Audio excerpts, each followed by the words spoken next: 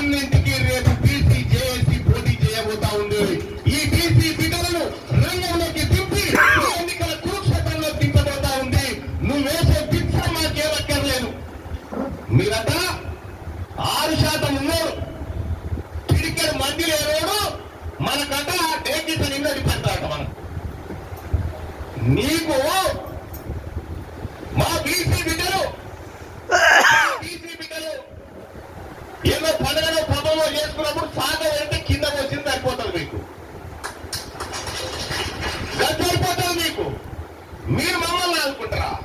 ఎన్ని వస్తున్నాయా మీకు చెప్పురా? మీ ఊళ్ళు ఎన్ని వస్తున్నాయా? ఓసీలే ఉన్నాయా?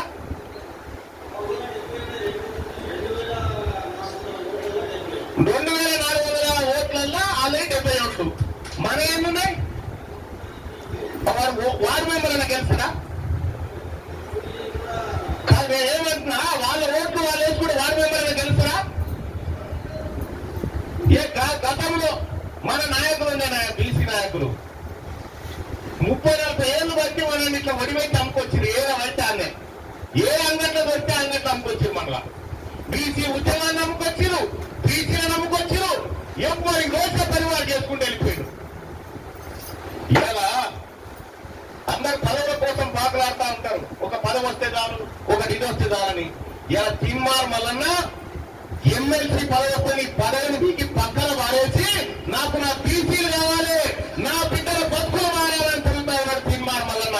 ఇలా అసెంబ్లీలో చూడండి, తిమ్మార్ మల్లన్న మాట్లాడుతుంటే పుట్టిన పేర్లగా కూర్చుంటే 40 మంది కూర్చుంటే ఒక్కరు కుయ్యకుమారు, ఒక్కరు మండలిలో కుయ్యకుమారు తిమ్మార్ మల్లన్న కూర్చుంటే మరొక్క మల్లన్న ఉంటే సరిపోతుందా?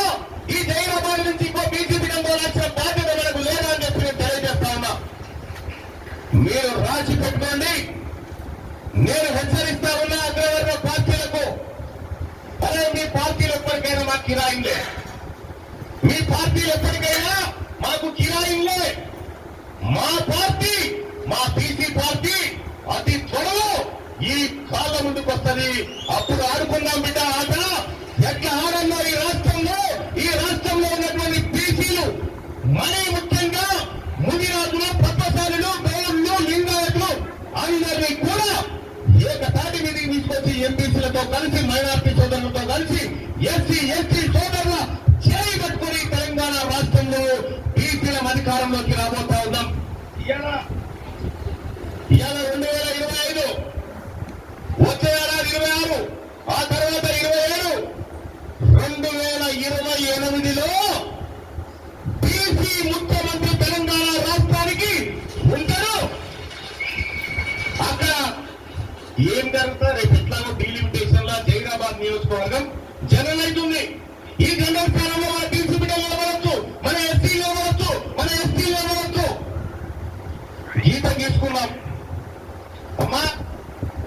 ఈ రాష్ట్రంలో మన ముదిరాజులను ఊర్లకి వెలేసిరు, చాలా చోట్ల మన గ్రామంలో వెలేసిరు, మన పద్దెశాలను వెలేసిరు, మన రంగకులను వెలేసిరు, మన నాలుగు వెలేసిరు, మనల్ని ఊర్లకే వెలేసిరు కదా.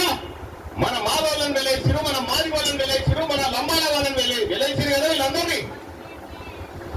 వీళ్ళంతా కలిసి మనల్ని వెలేసిరు. ఎక్కడన్నా రెడ్లను వెలేసిరా? ఒక్క తిమ్మార్ వలన వెలేసిడే. నీ ఓట వద్దుకోరా అని చెప్పిన, నీ ఓట వద్దుకో అని చెప్పిన. నీ ఓటు నాకొద్దు, నీ ఓటు నాకొద్దు, నా ఓటు నీకొద్దు.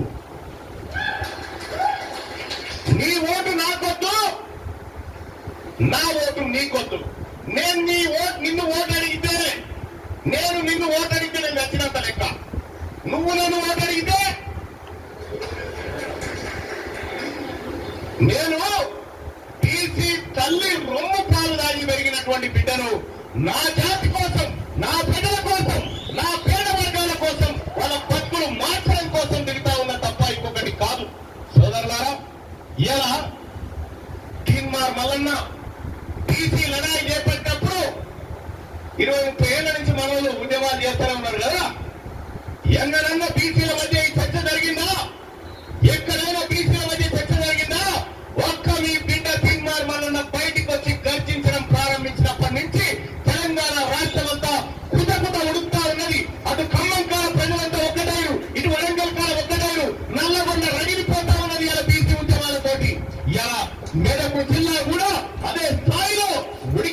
ఉన్నది, ప్రజలంతా కూడా చైతన్యవంతమైతా ఉన్నారు. ఇక్కడ మొన్న చూసిన ముగ్గురు పార్టీలో కూర్చొని అందులో వేళ రెడ్డి గారు కూడా కూర్చున్నాయి. బీసీలంతా ఒకటైనా ఉన్నా అని చెప్పి వాళ్ళు మనోళ్ళు అనుకుంటా ఉంటే ఎక్కడి కులాలన్నా అని ఆయన స్టార్ట్ చేసిండు. ఇక ఎక్కడి కులాలన్నా ఇవి అని స్టార్ట్ చేసిండు. మాకున్నది ఆ పేరు ఒకటే కదా, నాకు తీసేసుకోమంటే తీసేసుకుంటాం కదా, ఇంత ఉద్యమం ఎందుకని ఆయన అంటా ఉన్నాడు.